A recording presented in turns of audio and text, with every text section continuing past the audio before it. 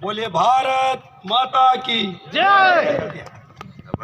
भारत माता की जय।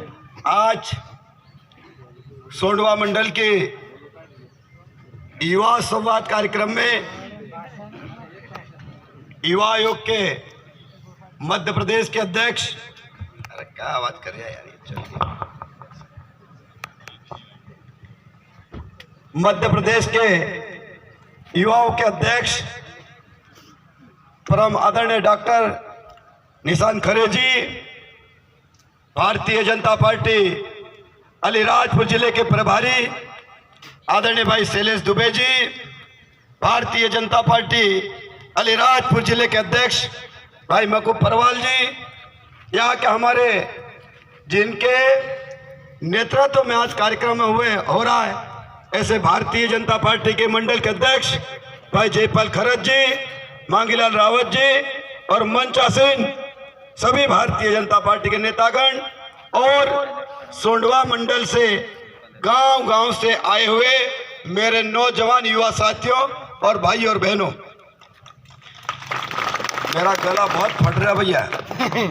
भाइयों बहनों, अभी तक मेरे जो दौरे हुए 285 मतदान केंद्र है साहब, करीब मेरे 285 मतदान केंद्र पर दौरे हो चुके और पूरे अलीराजपुर में 240 गांव है और 240 गांव में भी मेरा अभी तक जाना हो गया। और मैं आप सब कार्यकर्ताओं से कहना चाहता हूं, मध्य प्रदेश में भारतीय जनता पार्टी की सरकार और देश के प्रधानमंत्री नरेंद्र मोदी जी ने मुझे भारतीय जनता पार्टी की तरफ से चुनाव लड़ने के लिए टिकट दिया है और टिकट तो दे दिया है, लेकिन मैं आप सभी युवाओं से कहना चाहता हूं कि आप सब युवाओं की मुझे मदद चाहिए। जब तक हमारा युवा जब तक गांव में नहीं जाएगा, फले में नहीं जाएगा, जब तक भारतीय जनता पार्टी विजय नहीं हो सकती है। और इसलिए मैं युवाओं से कहना चाहता हूं कि ये अलीराजपुर विधानसभा का जो विकास हमें करना है, आपने देखा होगा जब मैं पहली बार विधानसभा का चुनाव लड़ा था, उस समय अलीराजपुर विधानसभा की हालत क्या थी। आज ये जो युवा बैठे हैं इनको पता नहीं है, क्योंकि जब 2003 में हमारे जो युवा बैठे हैं उस समय आपकी उम्र होगी 6 साल, 7 साल, 8 साल, 9 साल, 10 साल के युवा होंगे। लेकिन जो मेरे पीछे बैठे बुजुर्ग लोग, उनको पता है कि 2003 के पहले इस अलीराजपुर विधानसभा की स्थिति इतनी दयनीय थी कि हमारा आदिवासी भाई बहन, डॉक्टर साहब यहाँ पे हमारा आदिवासी भाई बहन सिर्फ बरसात की खेती करता था, सिर्फ बरसात की। और बरसात की खेती में जितना पकता है उतना अनाज 12 महीने चलाना पड़ता था। और गर्मी में यह हालत होती थी कि हमारा आदिवासी भाई बाजार से अनाज खरीद के खाता था। और वो अनाज कैसे है डॉक्टर साहब? ब्याज से, कर्जे से अगर एक थैला अनाज ले जाओ तो 1.5 थैले का पैसा देना पड़ता था। 2 थैला अनाज लाओ तो 3 थैलों का पैसा देना पड़ता था। अगर 4 थैले लाओ तो 6 थैलों का पैसा देना पड़ता था। लेकिन भारतीय जनता पार्टी की सरकार 2003 में बनी, मैं अलीराजपुर का विधायक बना और मैं आज आप सभी भाइयों बहनों से कहना चाहता हूं, आज कोई भी अलीराजपुर विधानसभा का, अलीराजपुर जिले का कोई भी आदिवासी भाई बहन कोई अनाज खरीदता है क्या? बताओ, कोई अनाज खरीदता है क्या? बताओ आप लोग उस चुनाव में। आज मेरा युवा, मेरा आदिवासी भाई आज खेत में पकाता है, पेट भर के खाना खाता है और आज बाजार में बेचता कि नहीं बेचता? बताओ। हमने ये व्यवस्था करी अलीराजपुर जिले में। जब मैं विधायक बना, यहाँ 44,000 कपिलधारा के कुएं खोदे हमने। कुएं खोदने के बाद जिन भाइयों के पास गरीबी रेखा में नाम था उनको हमने फ्री में मोटरें दी। फ्री में मोटरें देने के बाद जितने कुएं हैं हमने लाइट की व्यवस्था कर दी।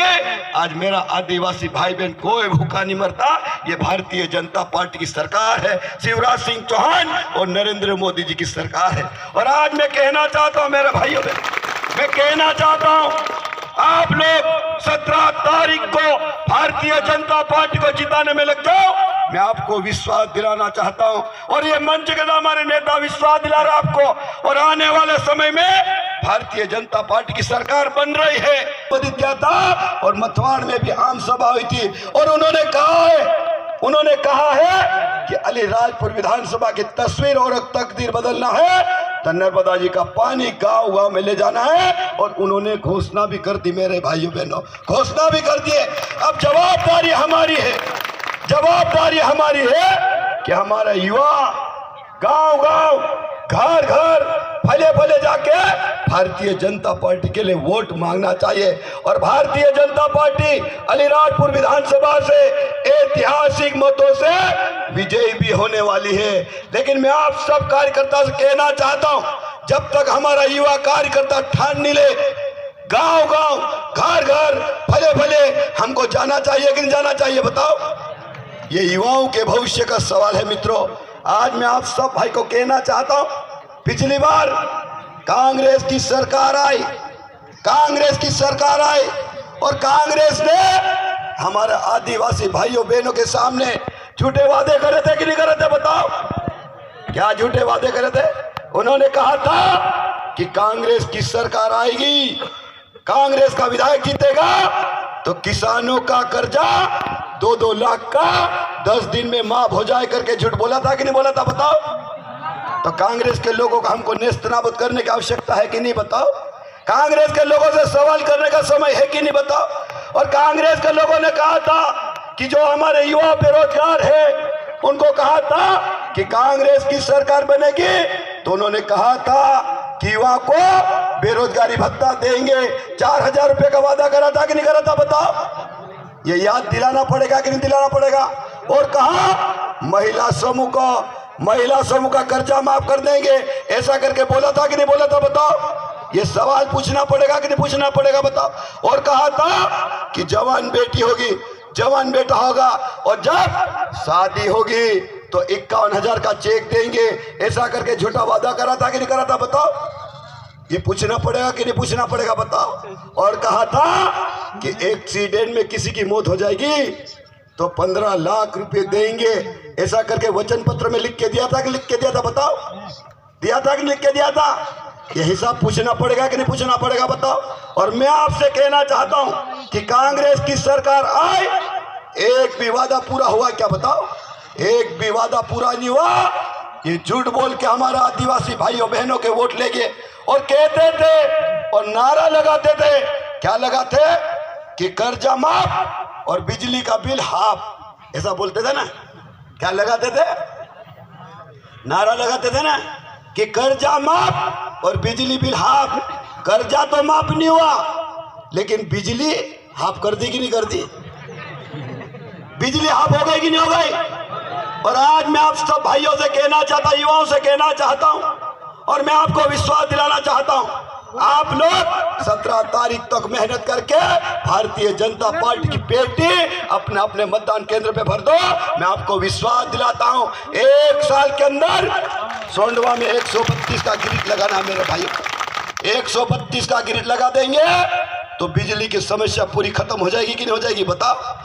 आज मेरा किसान पूरे अलीराजपुर विधानसभा में परेशान है और एक ही बात कहता है कि विधायक साहब आप विधायक थे तो बिजली जोरदार आती थी, पानी खत्म होता था लेकिन बिजली खत्म नहीं होती थी। लेकिन आज बिजली पानी है लेकिन बिजली नहीं है। इसका कारण क्या है? इसका कारण मुकेश पटेल विधायक बना, अलीराजपुर विधानसभा में 5 साल में एक भी ग्रिड नहीं लगा, एक भी ग्रिड कहीं लगा, कहीं भी ग्रिड लगा। लेकिन मैं विधायक था, मैंने वालपुर में ग्रिड लगाया, मैं विधायक था उमराली में ग्रिड लगाया, मैं विधायक था अंबाजा में लगाया, मैं विधायक था करजवानी में लगाया, मैं विधायक था फुलमाल में लगाया, मैं विधायक था चांदपुर में लगाया, मैं विधायक था छोटा उंडवा में लगाया। और मैं आपसे कहना चाहता हूं आज लाइट का लोड पड़ गया, 5 साल में एक भी ग्रिड नहीं लगा, तो आज लाइट के लिए हमारा आदिवासी किसान परेशान है कि नहीं है?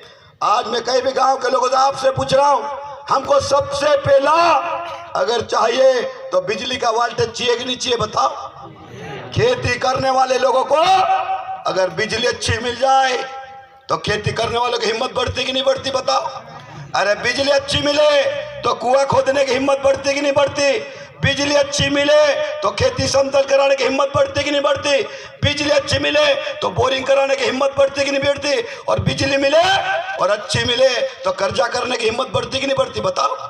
लेकिन बिजली नहीं मिले तो आदमी का मन खराब होता कि नहीं बताओ? खेती करने की इच्छा नहीं होती, मन खराब होता।